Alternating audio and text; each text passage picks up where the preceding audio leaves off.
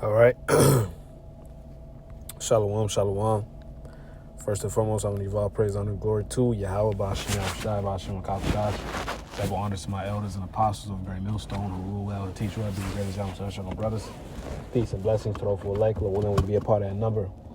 All right, I'm the brother Kardolph from the G-Man Chicago, coming back with another video. This video is going to be entitled, The Famine of the Word is Coming. All right, and we won't be out here for long. All right, because Esau is getting ready to pull the plug. All right, come down on us. All right, this is going to be, it's just going to ultimately be too late. All right, because the Lord is closing the door. All right, the spiritual arc on these people. Okay.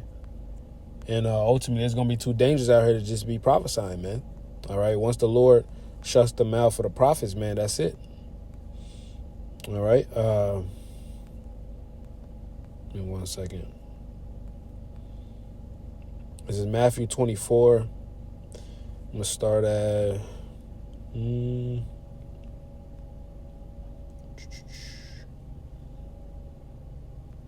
start at 36. I'll start at 35. It says, heaven and earth shall pass away, all right, which represents the rulerships. All right, we understand that the earth abideth forever. All right, it say, but if that day and hour knoweth no man, no, not the angels of heaven, but my Father only. So it's levels to, it's different levels to things, man.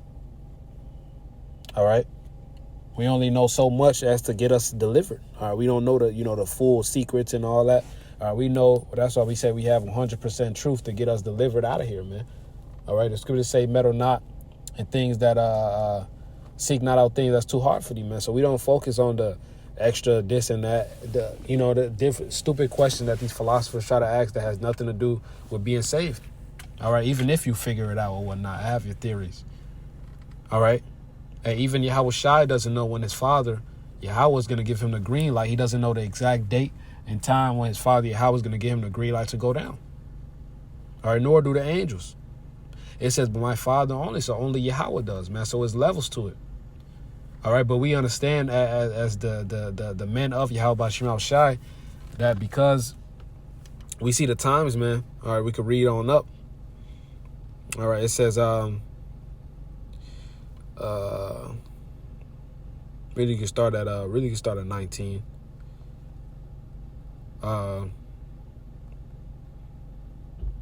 Actually 1. All right, because they was asking the Lord, all right, for the signs, all right, of his coming. All right, so we understand that, hey, we gonna hear rumors of wars and rumors of war, uprising. All right, all hell breaking loose. All right, false messiahs. All right, these are all the end times, man. And this was Yahweh Shai saying this 2,000 years ago. So we really in the last days, man. We actually in the finish line. This is our last captivity.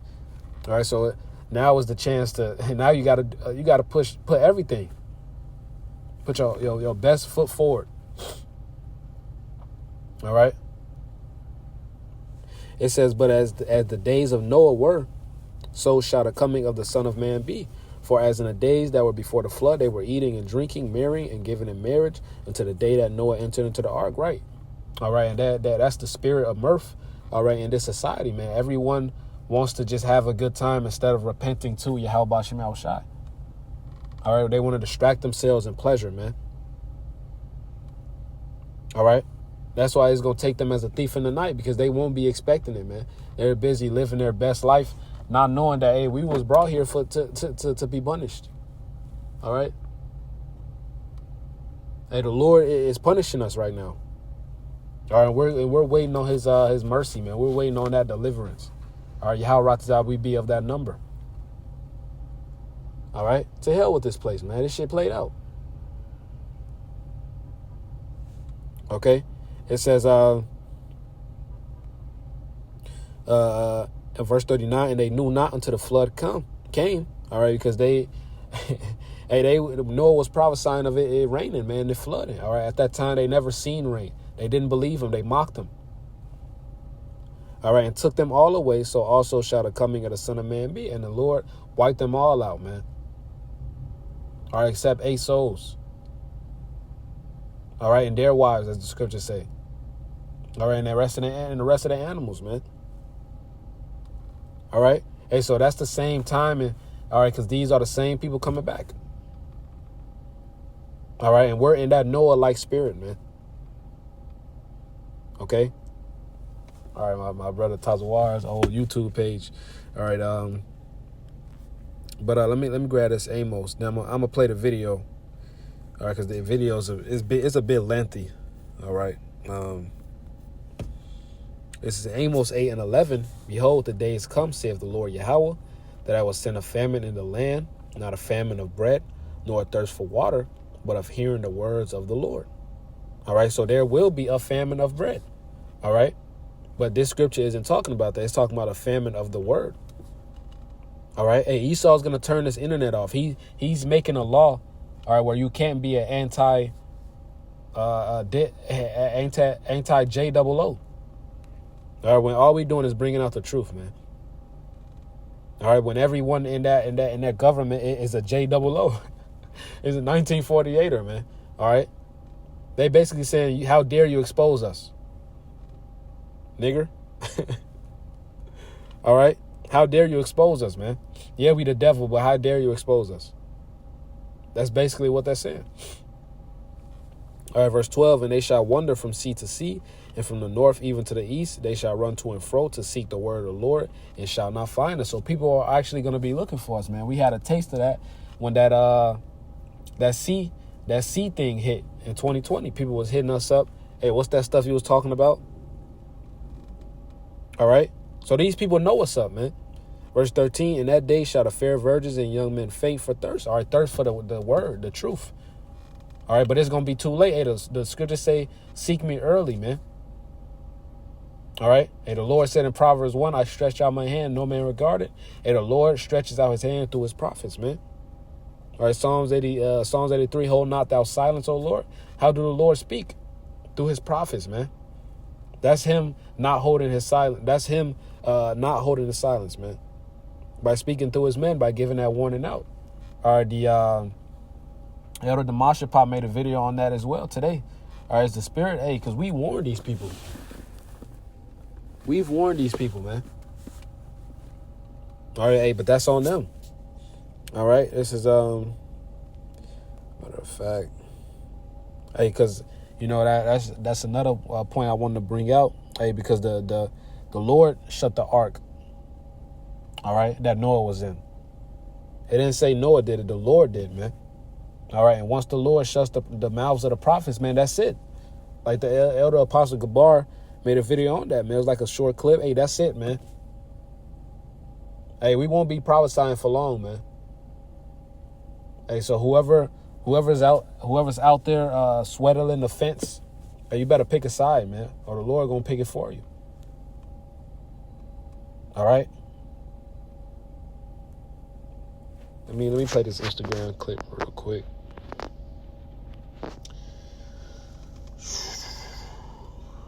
Did you hear that Congress is rushing to pass a law that's going to outlaw anti-Semitic speech, which includes talking about Israel? This is pretty wild. Check this out. It's called HR 60.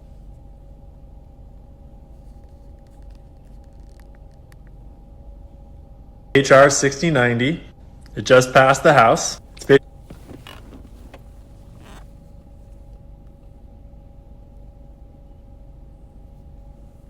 HR 6090. It just passed the House. It's basically expanding on and re-clarifying the Civil Rights Act of 1964 to outlaw anything that meets the definition of anti-Semitism as laid out by the IHRA. This definition they adopted in 2016. And they specify that this includes the contemporary examples of anti-Semitism that we're about to look at. This bill is like specific to any government institutions or any institutions that get government money, like universities. So correct me if I'm wrong, but I'm reading this as you can get kicked out of university now if you do any of these things. It's from the IHRA website. This is the one that was adopted in 2016. That was originally written as a non-legally binding working definition that is about to be legally binding. Here's some of those examples that they were talking about in the bill. Making mendacious, dehumanizing, demonizing, or stereotypical allegations about Jews. Right on. I mean, like, let's not dehumanize. What do they mean by that? Such as, especially but not exclusively, the myth about a world Jewish conspiracy, or of Jews controlling the media, economy, government, or other societal institutions. Hey, definitely a part to take this video. We'll come back to that. Accusing Jewish citizens of being more loyal to Israel or to the alleged priorities of Jews worldwide than to the interest of their own nation. We're looking at you, Anthony Blinken. Denying the Jewish people their right to self-determination, e.g. by claiming that the state of Israel is illegitimate. Yeah, that's illegal now. Wonder why they'd have to make that illegal. Applying double standards by requiring... You mean double standards like not requiring them to, listen to the International Court of Justice? Double standards like them not having to listen to the UN? Double standards like bombing civilians isn't a war crime? I mean, we would never want to apply double standards to Israel, obviously. Facts. I'm not going to read that one.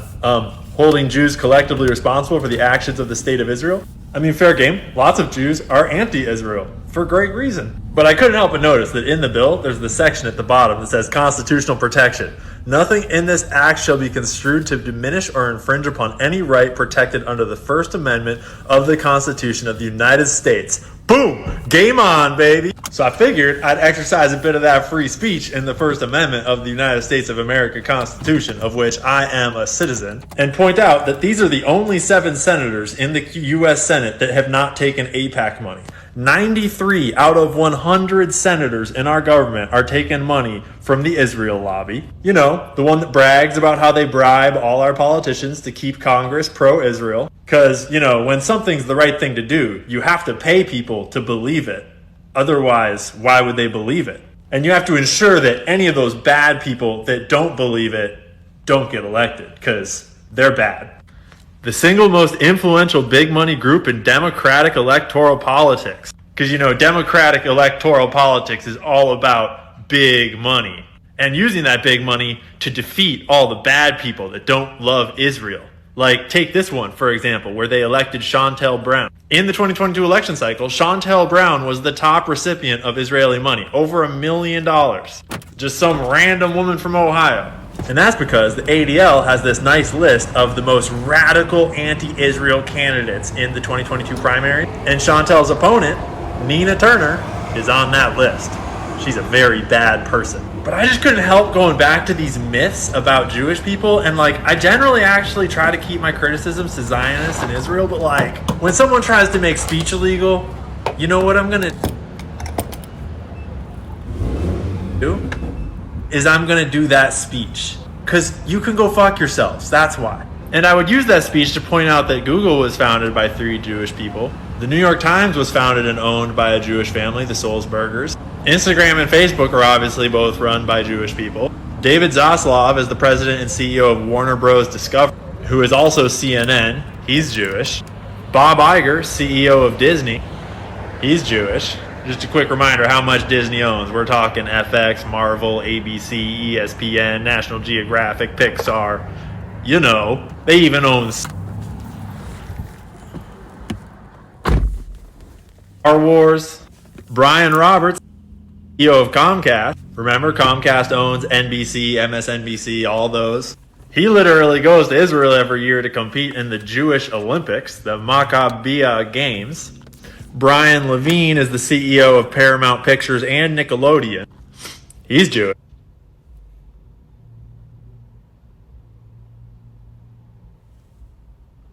Did you hear that Congress is rushing to pass a law that's